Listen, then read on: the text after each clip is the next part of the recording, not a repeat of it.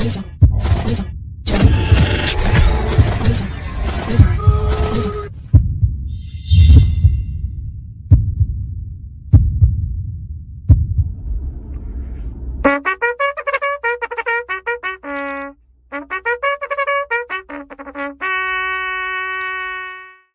just like that, we are live and in charge. Good morning. I am Steve Nudelberg. This is the Nudelberg Daily Huddle. The gentleman sitting across from me, who are you? Shay Money, that's who that is. I forgot we're in the same room, and so we can't actually hear him, but there I am. So we are live this morning. This is, as you know, is my favorite segment. I love the fact that we get to bring people that we know, people that we work with, to kind of give their story, give some backdrop, maybe be a scorecard for you to sort of do that comparison game in a healthy way. Today was supposed to be Johnny Earl, better known as Johnny Cupcake. Condolences to him and his family. His mom passed away this week. So Shay had responded for me in a way that he knows, hashtag FOE. So it's family over everything all the time. Lots of fun stuff going on this morning. It is February 2nd. In other words, it is Groundhog's Day. Shay, show me Groundhog's Day. Then put your little hand in mine. There ain't no hill or mountain we can't climb. Babe, I got you, babe. So I don't know about you guys. That's one of my favorite movies. And as a part of the plot, I can watch that movie all the time. I think it's A&E is playing the movie all day. But just think about if you lived the same day over and over, what would your day be like? Punxsutawney Phil did show his face this morning, and against the odds were always about a longer winter. He came out and said it's going to be short.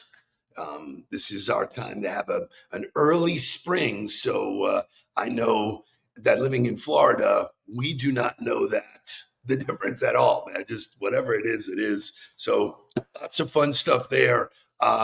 This is a shout out to all of the huddlers who may know somebody in the New York area who is looking to get into one of the hottest clothing companies. Shay, do you have a logo? 32 Degrees. If you don't know, it is sort of a Nike lookalike. I wear it all the time. Helen wears it all the time.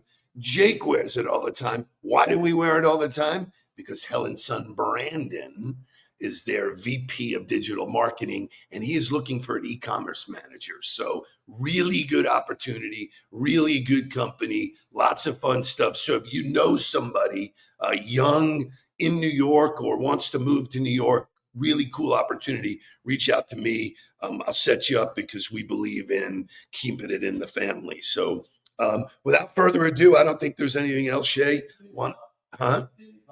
Let's do the daily affirmation. Thank you.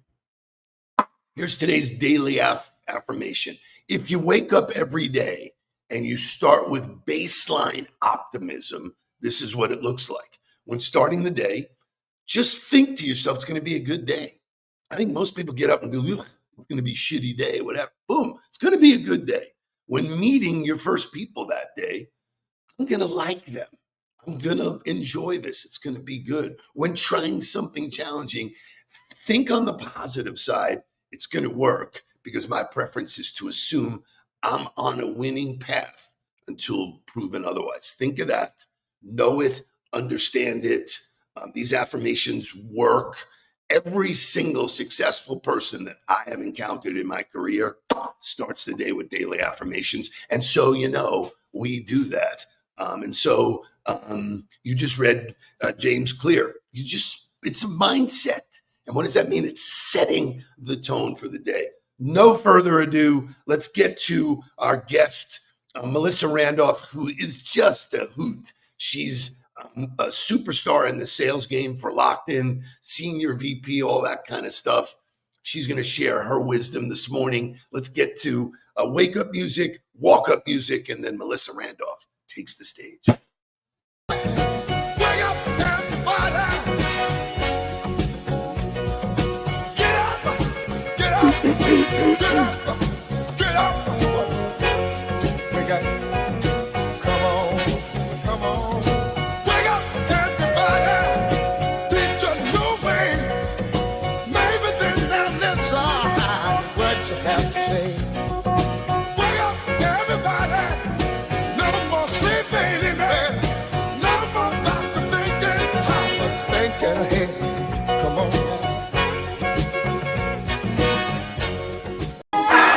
Every day I'm hustling, every day I'm hustling, every day I'm hustling, every day I'm hustling, every day I'm hustling, every day I'm hustling, every day I'm hustling. Who you suckers think you're tripping with? Yes, I'm the boss. 745, white on white, that's Rick Ross. That song is no surprise. Welcome and good morning, Melissa Randolph. Good morning. So, Had to do it. where are you calling from? Where in the world is Melissa Randolph? I am in my home office in Chevy Chase, Maryland. I'm about a mile from the DC line. So I would tell you DC if you weren't familiar with the area. Very nice. And you went to school in that area, correct? Yeah, I'm born and raised Maryland my whole life. I've traveled a bunch, but I've never actually left the state until recently. My husband and I have found a little place down in Southwest Florida. We like spending time there so I can keep my golf game going all winter because you can't play golf in DC in the wintertime. It just doesn't work. Well, it's not called golf. You can go out and No, swing. it's called ice hockey, and I'm not interested. That's right. So give us a little insight into your career. You know, you went to school. Nobody wakes up in the morning and goes, I'm going to be in sales. Nobody ever says I want to go into the insurance business. I assure you of that. Right, Okay. right. No. So give us some insight, Myself included, maybe yeah. a little taste of who Lockton is and how Melissa works in that. Yeah. So I wanted to. I was a poli-sci major. I wanted to be a lobbyist, but then I realized I would have to go into law school. Didn't want to do that. Wanted to then go to France and study wine. I asked my parents to let me become a master sommelier, and they said, "You're done. We're done. We're finished with the education. We're not doing it anymore." My mom, I people say, "Why did you go into the insurance business?" And I'll tell you, I got it honestly. My mom was in the insurance business for 25 years, and so when I finished school, she said, "Listen, I've got a vacancy and I need some help, and you don't have a job, and you're not going to France to study wine, so you start Monday." It was no interview process. It was no discussion. It was no debate. I just went. And growing up, I always said, I don't really know what I want to be, but I know I don't want to be in insurance. So, surprise, surprise, 20 years later, it'll be 20 years this June. But when I landed there, I realized it's not about insurance. It's really not even about sales. It's about people and helping people. I mean, usually my side of the insurance business is employee benefits. And so think health insurance, dental insurance. So when people are using my offering, it's in a time of need, right? People are having happy experiences like babies or tough experiences like undergoing treatment for disease. And so in some small little way, I feel like I help people on a day-to-day basis. I love that. And knowing that you were around it early in your career, we believe that that's a key to success. Mark and Jake, my sons, were around me, and just by osmosis, just basically hearing it and seeing it, you are learning at a level you can't even do in college. So, the degree that you got, the education you got early on. So talk to us about some of your milestones, like jumping in and, female in sales, maybe a little bit more challenging than 20 years ago than it is today. So speak to that. Yeah. So, as I mentioned, I start with my mom, and I mean, on day one, I'm like, okay, I like this. You're dealing with people, you're talking to people. It's a social business, lots of engagement. I'm not just sitting behind, a desk and looking at spreadsheets all day. but there's a huge learning curve. My business is highly technical. So while I knew early on I wanted to go into the, sales or consultative or, direct to business route, I had a lot of learning to do about what I was selling to my client or to my prospective client. And so I spent the first 6 years really learning ground up. And when I say ground up, I mean, I came into the business knowing nothing other than what I kind of heard my mom say. And I think that's part of my value proposition to my clients. Like, I know that when I recommend a solution to you, I know exactly what I'm recommending, what it's going to take to implement it, where the speed bumps or the potholes are, if you will. Um, Oh, wait, you so mean it didn't happen overnight? Wait, you mean you didn't just overnight, step into massive did success? didn't happen overnight. A lot of blood, a lot of sweat, a lot of tears, a lot of wine. Um, and in fact, it's insurance. So I've switched to vodka because you need something a little stronger sometimes. Um, It's awesome. so for the first 6 years, I spent kind of like learning the technicalities, and then from there, I kind of transitioned. And look, they say in success, there's a lot of luck. I was fortunate. Somebody in my company resigned, and they had a little book of business, and I inherited that, and I said, can I try growing this book of business? And our leadership was like, sure, just try not to lose it. Just do what you do. And I liked it. It was an opportunity to go and again, meet people and help them and, be strategic, and everybody's different. So every day looks different. And it just, allowed me to kind of have some creativity. So about 10 years in, I went completely into the sales function. My company was purchased, and that company said, you can't do kind of both. You got to one or the other, one lane. And so I spent 10 years, 8 years there, in a purely consultative sales role. And then during COVID, when we all sat there and kind of evaluated our life, I realized that maybe it was time for change. And I had met some folks over at Lockton. Lockton is a powerhouse. One of those kind of, if you can't beat them, join them thing. They, during COVID, when most companies were seeing their profits go down, Lockton was double-digit growth. And I met some really impressive people, and I said, you know what, I want to play for this team. So about 2 years ago, I joined the Lockton team, and no looking back. It's been awesome. So you would describe your sales approach as relationship driven. We've had the pleasure to work together for the last year or so. What are the keys to developing relationships at scale, especially in a new digital environment? Yeah. So, my personal philosophy is that people do business with people they like. And so when you're working with someone you like, the relationship comes very naturally. You meet somebody, you kind of instinctually know early on, like, hey, I like this person. Steve, when we met, I think it was 30 seconds in, and I was like, I love this guy. Like, I just want to hang with you. We want to, working together is not work. And I feel that way about all of my clients. They're people that I enjoy. I'm invested in. Tell me about your family. And so that part comes very natural to me. When I find someone I like, we just work together, and then I think the work becomes fun. And that's my governing principle. You gotta love what you're doing. So I love that. The genesis of how we worked together was we started with Matt DiGregorio. He made a presentation to a group of you, which I love. Part of Lockton's methodology is constant learning. And I want to get Constant. to the women's event that you just went to, because your posting about that made me excited.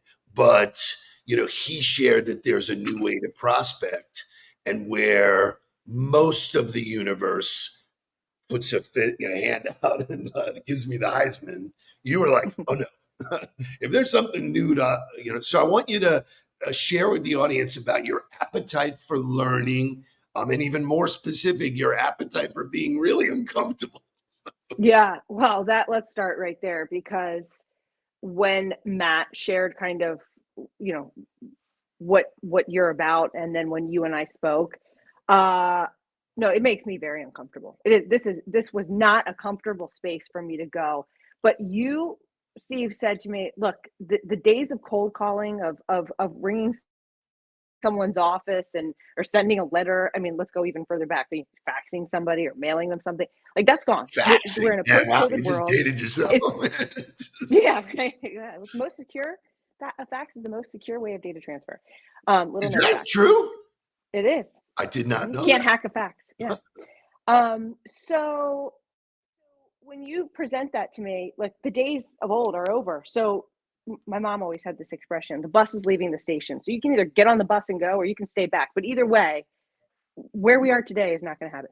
So it was really scary to me, and it was very uncomfortable. Like when you said kind of the founding principles, you're going to be putting yourself out there. You're going to be sharing on LinkedIn. You're going to be, creating a digital presence because you're allowing people to see who you are, what you stand for, your principles, what you're about. That's scary. I live in anonymity in my private life, and so, but what you were saying, I couldn't argue, right? It made perfect sense. I'm like, look, I don't like this. It's uncomfortable, but I'm going to do it because why not? So if you can share, not specific to you, the work that we're doing, the milestones in your career. All of us are climbing a mountain. You get, metrics along the way. What are the milestones, success milestones that you've hit? Because you've had a great career in the business, and then especially here at Lockton. Yeah. So in internal milestones, like my business milestones, like, pulling the ripcord and going fully into a consultative role where I'm measured on my, relationship retention, on my relationship development, bringing new clients into the organization. Obviously, milestone number one. Milestone number two was absolutely saying, there was a conscious moment in my business, and again, it's employee benefits and consulting with companies on their human capital retention strategy. There was a moment in my business where I said, I'm going to have to figure out, who am I? Like, what am I trying to do? And I can't just kind of like whip around and just be like, I'm Melissa over here and Melissa over there. And so I made a conscious effort to say, I'm going to work with women. There's a lot of women in the C-suite. There's a lot of women in HR. I'm going to work with women who want to drive results for their organization and who want to do it, collaboratively, but want to be like inventive and creative. And when I kind of figured out that was my angle, if you will, that was the next milestone, and I saw some real trajectory in my success in my career. And then of course, I mean, there was a huge milestone jumping over to Lockton. I mean, that I had been in one place for 17 and a half years. I mean, with my mom for 10 of them, right? Like, it was change.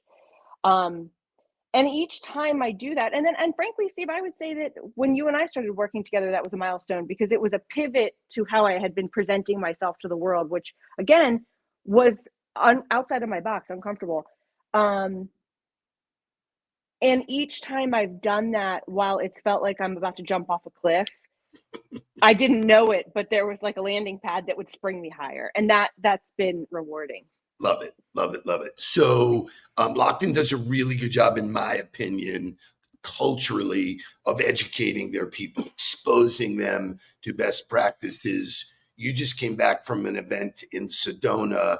If you're okay sharing, I have the outside view of what you posted, whatever, but it looked like a life-changing event that anybody could have gone to, but not everybody does. So give us what it was, all of the fun stuff about it. Yeah, let me say two things. So first of all, we at Lockton take our culture very, very seriously. And one of the things that attracted me to Lockton was, how am I supposed to consult with a company about their company culture if I'm not walking the walk, talking the talk internal, right? So I like that. Nuggets. Lockton, so much as we take our culture very seriously, the company puts great emphasis. I don't want to say pressure, that's not the right word, but emphasis on us in my role, continuing that culture build.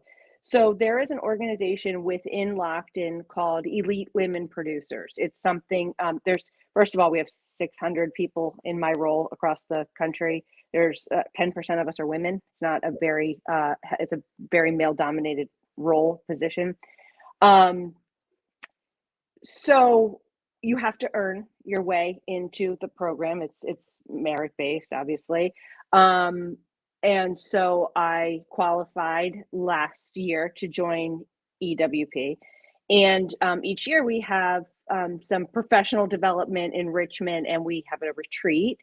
This year we went to Sedona. Last year it was in Deer Valley in Utah, which was awesome also. Sedona if you haven't been to Sedona, it's an amazing place. There's energy there. It's woo woo, but I subscribe. I'm a believer.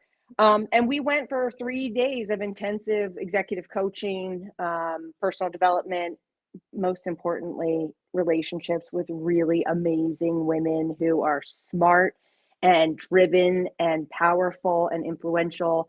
And I left, and by the way, Steve, about that trip because I put it on LinkedIn, not because I told you, right? Correct. So, I mean, anybody who's not subscribing to the philosophy of like creating your presence, that I said in my post, my cup is full. I mean, it's running over. Like this is the give back that Lockton gives to me to make me a better person, a better wife, a better daughter, a better consultant, a better friend, all that. That's all what we spent 3 days doing.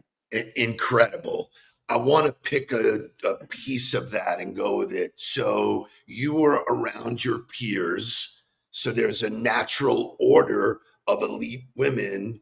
There is a top elite woman, and there's somebody who got in at the bottom. So most people are afraid of finding out where they fit in the ecosystem. You jumped in that pool and said, and I think this is part of the philosophy of you are who you surround yourself with.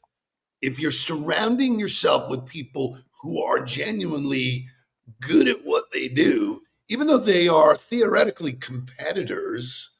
So I want you to talk about that. Yeah. I'm hanging out with a whole bunch of Michael Jordans. Right?